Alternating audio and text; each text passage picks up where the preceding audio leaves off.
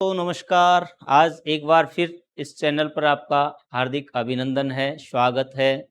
आइए आज हम एक नया विषय, नया टॉपिक आपको बताते हैं।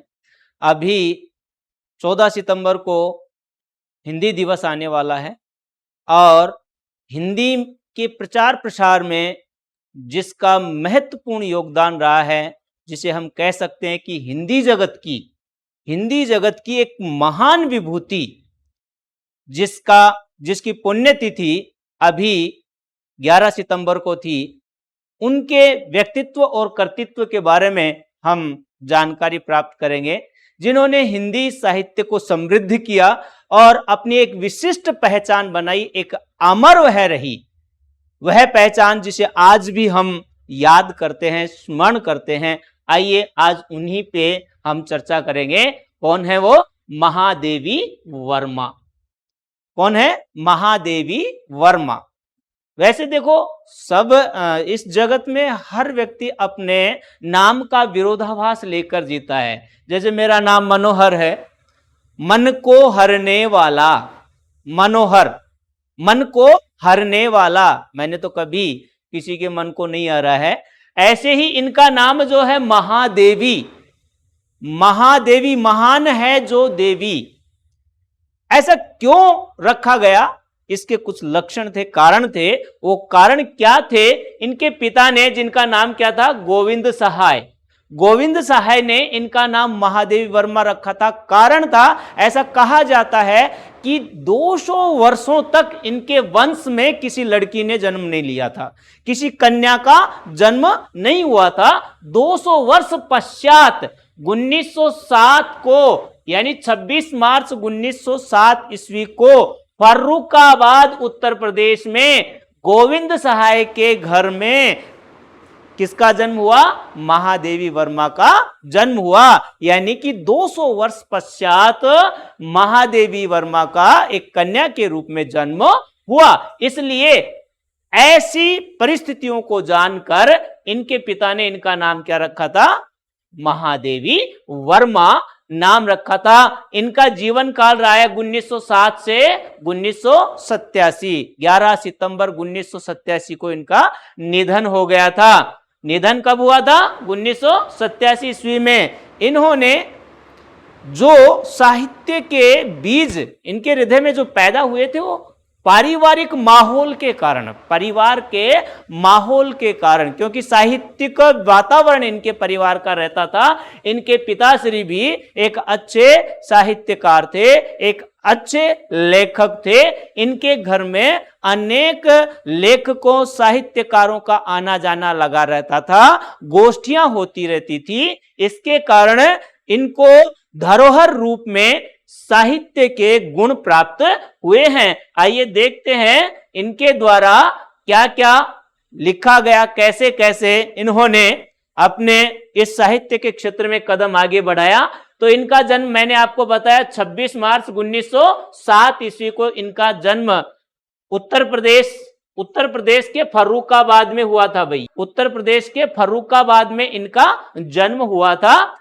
कहा जाता है कि 200 वर्षों तक इनके घर में, यानी इनके वंश में कन्या का जन्म नहीं हुआ था। 200 वर्ष पश्चात महादेवी वर्मा का जन्म हुआ था, ऐसा माना जाता है। साहित्यिक वातावरण परिवार में होने के कारण से इन्हें साहित्य के जो सृजन की क्षमता थी, धरोहर रूप में इन्हें मिली थी। इनके बारे में कहा जाता है कि परिवार में जब इनके द्वारा साहित्यिक गोष्ठियों में भाग लिया जाता था, तो पिताजी बहुत प्रसन्न हुआ करते थे और एक लड़के की भांति इनको ट्रीट किया करते थे, इनसे व्यवहार किया करते थे और इनको पूरी स्वतंत्रता दी जाती थी। अध्ययन अध्यापन की, यहाँ तक कि नेतृत्व करने की क्षमता भी इनमें डेवलप करने के लिए इनको फ्री रखा जाता था। क्योंकि उस समय नारी को एक, मतलब कहने का मतलब, जो स्थिति थी नारी की, वह बिल्कुल निम्न स्तर की स्थिति थी। उसमें नारी के प्रति जो क्षीण विचारधाराएं थी ना समाज की, वो क्षीण विचारधाराओं के कारण से नारी का स्वातंत्र्य रूप कभी देखना लोग पसंद नहीं करते थे। ऐसी परिस्थितियों में इनको वातावरण दिया गया और ये आगे बढ़ी। इन्होंने एमए किया, संस्कृत विषय में एमए किया और एमए करने के बाद इन्होंने प्रयाग महिला विद्यापीठ की स्थापना की। एक पहला ऐसा कॉलेज स्कूल खोला जिसमें नारी के उत्थान के लिए इनके द्वारा प्रयास किए गए। न केवल यह एक साहित्यकार थी, यह एक अच्छी समाज सुधारक भी थी। ये साहित्यकार ही नहीं, एक उत्तम कोटि की समाज सुधारक भी थी। ये बहुमुखी प्रतिभा की धनी रही थी। क्या थी? बहुमुखी प्रतिभा की ये धनी रही है। यानी इन्होंने जिस अधिकार से इन्होंने अपनी लेखनी कविता रूप में चलाई, उसी अधिकार से इन्होंने गद्य की अन्य विधाओं पर भी इन्होंने अपनी लेखनी चलाई है। इनकी जो प्रमुख रचना रही है काव्य में निहार, रश्मि, नीरजा, सांध्यगीत, दीपशिखा, सप्तपर्णा, प्रथम आयाम, अग्निशिखा, ये इनके काव्य संग्रह रहे हैं। और विशेष बात यह है कि यामा रचना जो है, कौन सी? यामा रचना पर इसे पहली महिला, ये एक ऐसी महिला कवित्री रही है जिन्हें भारतीय ज्ञानपीठ पुरस्कार से नवाजा गया था। भारतीय ज्ञानपीठ पुरस्कार साहित्य जगत का राष्ट्र स्तर का प्रथम पुरस्कार माना जाता है। केवल ज्ञानपीठ पुरस्कार ही नहीं, इन्हें पद्म विभूषण से भी सम्मानित किया जा चुका है। आगे यदि देखें तो इनकी जो गद्य रचनाएं रही हैं उसमें अतीत के चलचित्र, स्मृति की रेखाएं, पंथ के साथी, मेरा परिवार, श्रृंखला की कड़ियां, गिल्लू, नीलकंठ आदि इनकी प्रमुख रचनाएं रही हैं। ये जो दो रचनाएं हैं, एक तो अतीत के चलचित्र और दूसरी है स्मृति की रेखाएं, तीसरी श्रृंखला की कड़ियां।